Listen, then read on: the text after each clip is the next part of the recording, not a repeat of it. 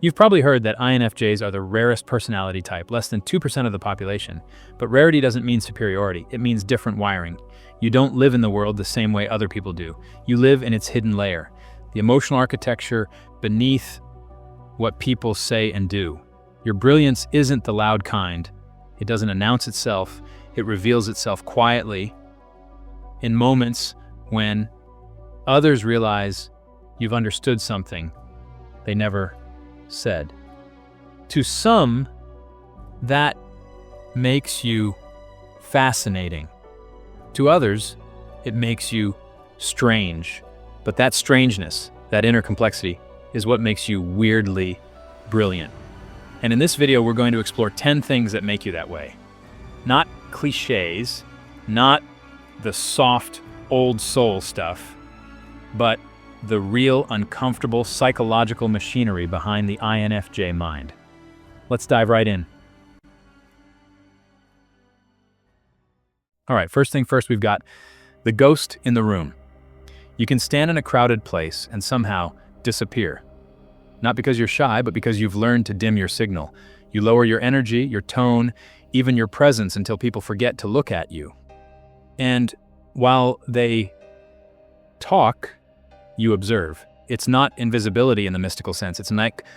It's selective presence.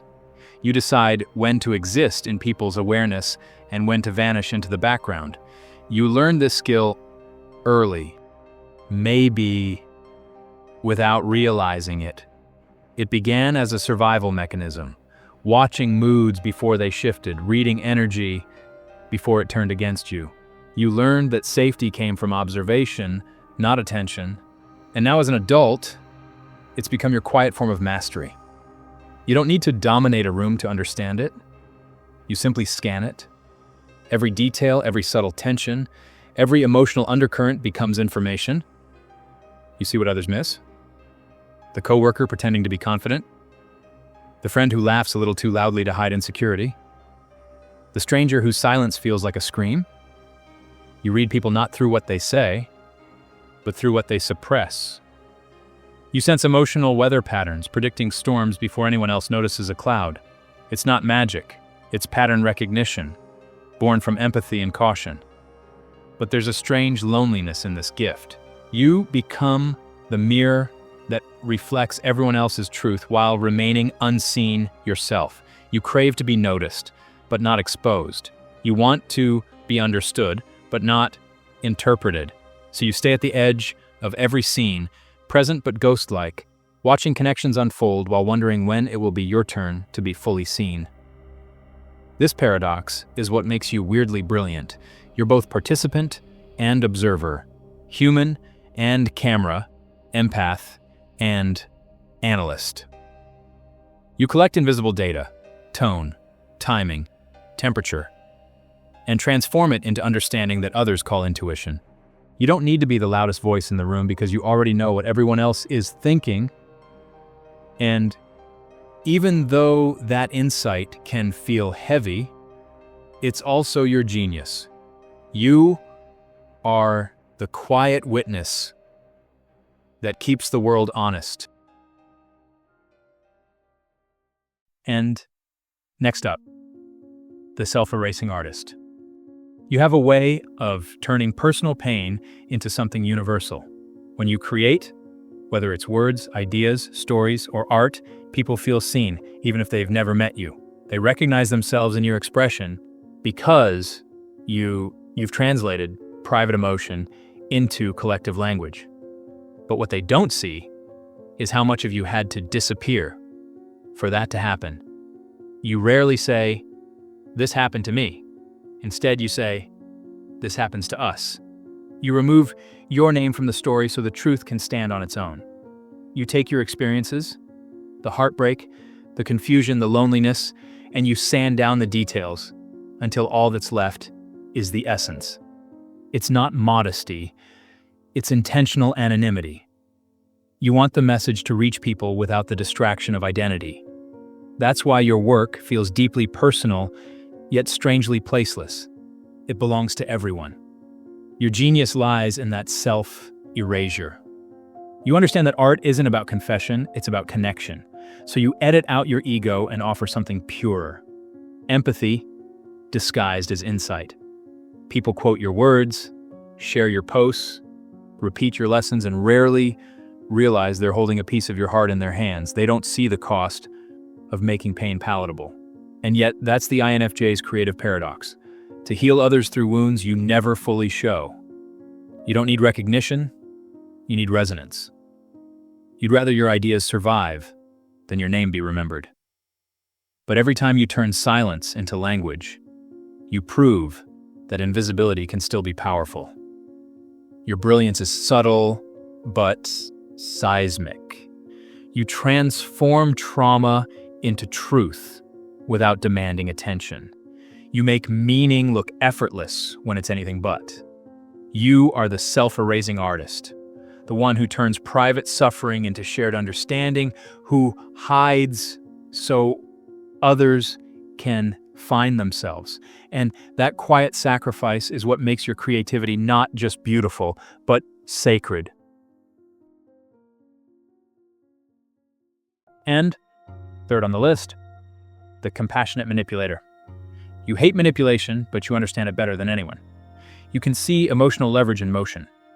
The way a person's tone can shift control, how silence can diffuse or ignite tension, how one well-timed word can turn chaos into calm. That you read the emotional mechanics of a moment like an engineer reading blueprints.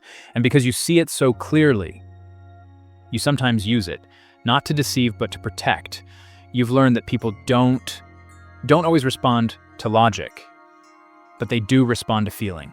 So you guide instead of argue. You soften your language to help someone save face. You withhold harsh truths until they're ready to hear them. You ask questions that lead them to their own realizations, because you know the lesson sticks better that way.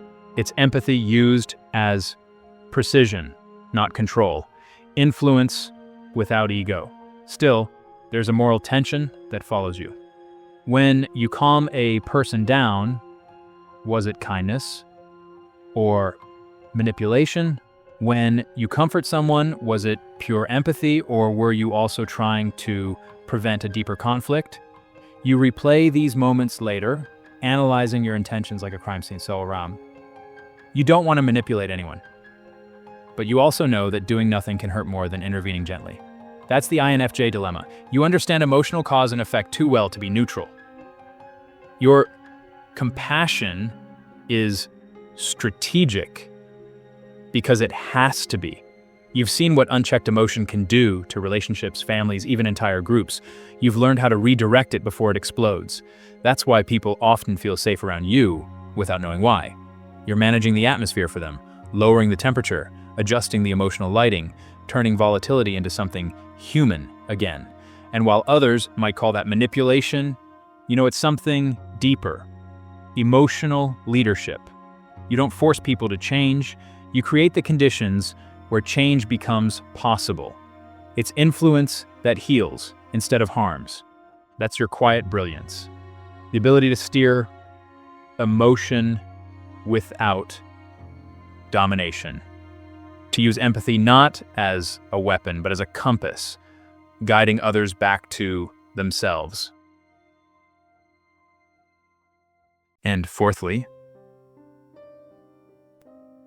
the disappointed visionary. You live in the future more than in the present. In your mind, you can already see the potential in people, the better version of a society that could exist, the masterpiece that hasn't yet been built. You see patterns of progress before they happen. And that vision makes you restless. You carry a quiet frustration that others can't see what you see.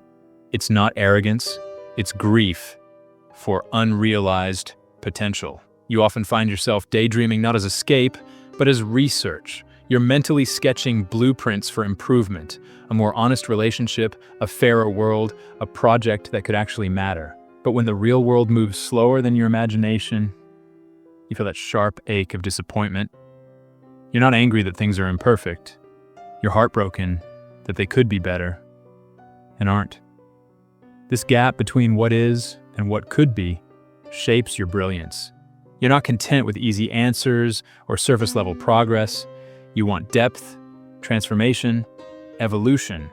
That's why you're often drawn to creative work, social causes, or long-term missions. Anything that brings reality a little closer to the vision that lives inside your head. You're not chasing fame or validation. You're chasing coherence between your ideals and the world you live in. But that same idealism can isolate you. You may feel like you're always waiting for others to catch up, always seeing meaning in things most people overlook. And when you express that vision, people might dismiss it as too much, too serious, too idealistic, too impossible. Yet you keep going because deep down you know your sensitivity to disappointment isn't weakness. It's evidence that you care more deeply than most. Your melancholy is not the end of your hope. It's the proof of it. You ache for beauty because you can imagine it. You feel disillusioned because you believe people are capable of better. That's what makes you weirdly brilliant. You use disappointment as direction. While others adapt to the world as it is, you're busy designing the world as it should be. Fifthly, the long-game communicator. You've probably noticed that people don't always understand you right away. You share an idea and it lands with silence. You make an observation and someone nods politely but doesn't quite get it. Then, months or even years later, they repeat your words back to you as if they've just discovered them. That's the rhythm of your communication, delayed resonance. You don't speak to fill space. You speak to plant seeds. You're not trying to win arguments or dominate discussions. You're trying to spark realizations that might take root long after the conversation ends. Your insights aren't designed for instant applause. They're designed for growth. And that's why at first you often sound confusing, abstract, or overly deep. You're not out of touch, you're simply ahead of schedule. You see connections before others see the pattern. You can sense the direction people or ideas are heading. And you articulate it while they're still standing at the start line. That foresight can make you look eccentric or cryptic, but it's actually a sign of how quickly your intuition processes the future. You're reading emotional and social trends years before they surface. But this gift can feel isolating. You may wonder if you're terrible at expressing yourself, if your words are too layered, too symbolic, too intense. The truth is, your timing is the challenge, not your clarity. You communicate to a timeline that others haven't reached yet. You're tuned to depth in a world tuned to instant gratification. And yet, when your message finally lands, it changes people. They remember your phrasing. They recall your perspective when life catches up to your insight. That's when your influence quietly unfolds, not through argument, but through revelation. You're the long-game communicator, the one whose ideas echo after the noise fades, whose voice lingers in people's minds long after you've gone quiet. That's your brilliance. Not to persuade in the moment, but to reshape understanding over time. Sixthly, the Existential Engineer. You don't chase happiness the way most people do. You chase understanding. You want things to make sense, emotionally, logically, morally. For you, peace isn't found in pleasure. It's found in coherence. You want your beliefs, your actions, and your relationships to align with something deeper than comfort. You're constantly building invisible systems of meaning, frameworks that hold your world together when everything else falls apart. You analyze feelings like architecture. When something breaks, you don't just react, you investigate. Why did this hurt? What does this reveal? What pattern keeps repeating? You trace emotions back to their foundations until you find the design flaw. To some people, that looks like overthinking, but for you, it's maintenance, psychological engineering. You're not obsessing. You're making sure the structure of your life can hold the weight of reality. This mental architecture gives you a quiet stability that others notice but rarely understand. While they're panicking about surface problems, you're debugging the root cause. You're constantly refining your internal model of the world, discarding what no longer fits, upgrading what feels true. You need that integrity, that internal alignment, even if it means rebuilding from scratch. That's why you're drawn to philosophy, psychology, or spirituality. Not for answers, but for design principles. But there's a loneliness in this kind of depth. You often see through illusions that others depend on. You can't pretend everything's fine when you see the cracks in the foundation. You carry the burden of awareness, knowing what's wrong long before anyone else wants to admit it. Yet, that same burden makes you valuable. You're the person who can look at chaos and calmly say, I understand why this is happening and here's how to fix it. You build meaning where others only see mess. You create order without control, clarity without coldness. You're not trying to simplify life. You're trying to stabilize it. That's what makes you weirdly brilliant. You don't escape the complexity of existence. You engineer harmony inside it. And seventhly, the disguised extrovert. Everyone assumes you're an introvert, and you are, but that's only half the story. You can walk into a room and become magnetic when you choose. You mirror people so naturally that they feel instantly comfortable. You adjust your tone, your pace, your humor, not to fake connection, but to create harmony. It's a social fluency that feels effortless to others, but is actually a calculated form of empathy. You're not just listening to words, you're decoding entire emotional languages in real time. To most people, it looks like charm. They see confidence, warmth, and poise. What they don't see is the mental work happening behind the scenes, the quiet analysis of who feels left out, who needs encouragement, who's posturing out of fear. You're not performing for attention, you're adapting for understanding. You study people by becoming them for a moment. Every gesture you mirror becomes data. Every shared laugh becomes insight. But there's a hidden cost. After socializing, you often feel detached, almost like you've been wearing too many masks at once. You replay conversations in your head and realize that while everyone felt connected to you, you weren't really there. You were busy translating. You were managing the energy, not receiving it. That's why you often leave social events feeling both fulfilled and strangely empty. Overfed on emotion. Starved for authenticity. Still, this social shapeshifting is part of your brilliance. It allows you to blend into any environment and learn how people operate from the inside. It's why you can sense who's genuine, who's guarded, and who's quietly breaking.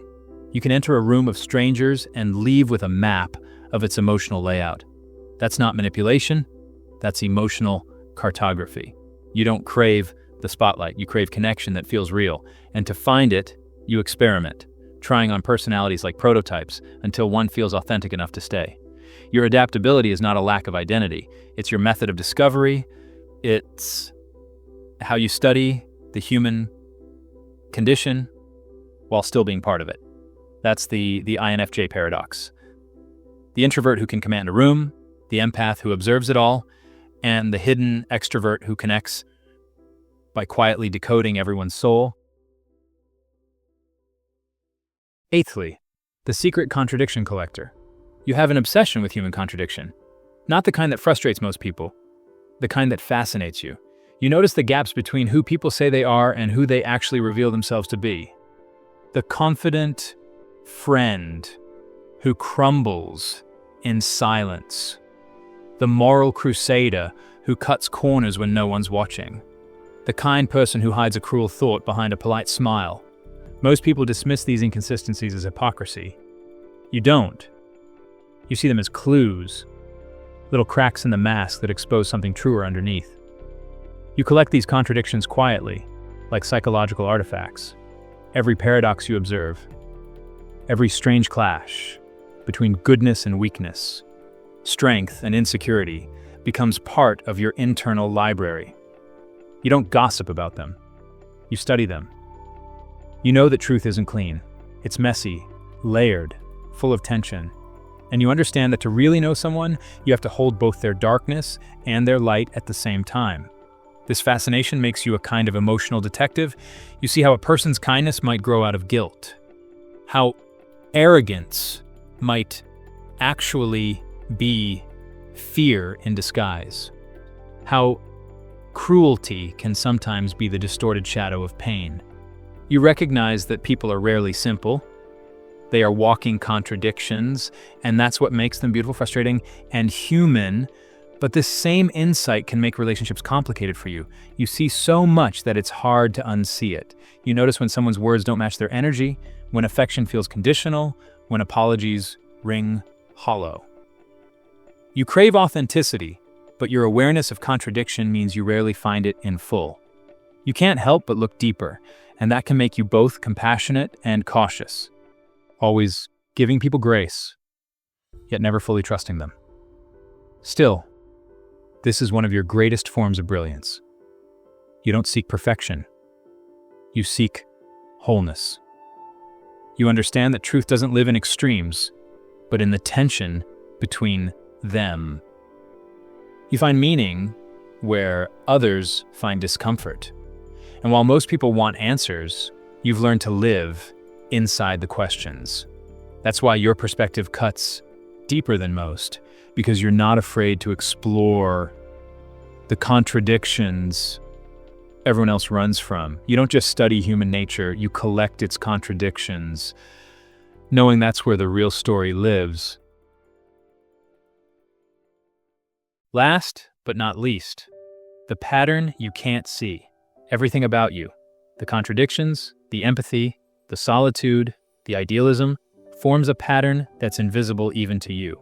You move through life thinking these traits are random quirks, but together they form a kind of psychological code, the INFJ blueprint. You don't just experience the world, you interpret it.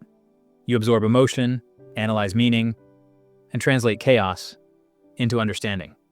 You are both the censor and the storyteller. Your weirdness has always been your warning signal and your compass. You feel too deeply, think too much, care too hard, and for years you've probably wondered why. But the truth is, all those too much qualities are interconnected pieces of one system. Perception, empathy, imagination, and foresight working in unison. You process life like an algorithm built for human emotion, mapping patterns of behavior, predicting outcomes, and quietly finding the thread that ties everything together. That's why you sense shifts in people long before they do. It's why you know when a relationship is about to change, why you detect tension that others can't name, why you often feel older than your age. Your brain doesn't just gather information, it synthesizes it into patterns of meaning. You're decoding reality in real time, but it's so natural to you that you hardly notice. Of course, there's a cost to seeing that much. You feel responsible for what you understand. You see pain and want to fix it. You sense dishonesty and struggle to stay silent. You watch people repeat mistakes you've already mapped out in your mind. Sometimes it feels like carrying everyone else's unsolved puzzles on your back. But that's the paradox of your brilliance. Awareness without authority. You know, but you can't always intervene. And yet, that awareness is your gift to the world. You are the quiet observer who connects unseen dots, the one who can make sense of things long after others have given up trying. You find wisdom hidden inside suffering, patterns buried under noise, and meaning inside moments that seem meaningless. You are not just part of the pattern. You are the pattern, the rare combination of empathy and analysis, sensitivity and structure, intuition and logic. You are the bridge between emotion and understanding, and that is what makes you weirdly, unmistakably brilliant. If you've ever felt invisible, too deep, too much, that's not a flaw in your wiring. It's the cost of seeing clearly in a foggy world. Your strangeness is a kind of vision. Your silence is a form of listening. And your empathy, that strange, unpredictable superpower, is what keeps the rest of us human. So don't hide the weird brilliance. Refine it. Guard it. Because when the world finally catches up to what you already know, you'll be the one holding the blueprint.